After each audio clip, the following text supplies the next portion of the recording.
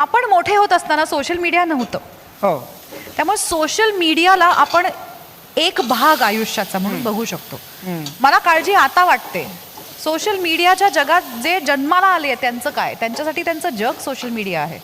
खरंय. त्यांचं मला अजूनही 2 दिवस सोशल मीडिया बंद म्हटलं तर मला नाही कासावीस होत माझा जीव, पण आता होतो लोकांचा.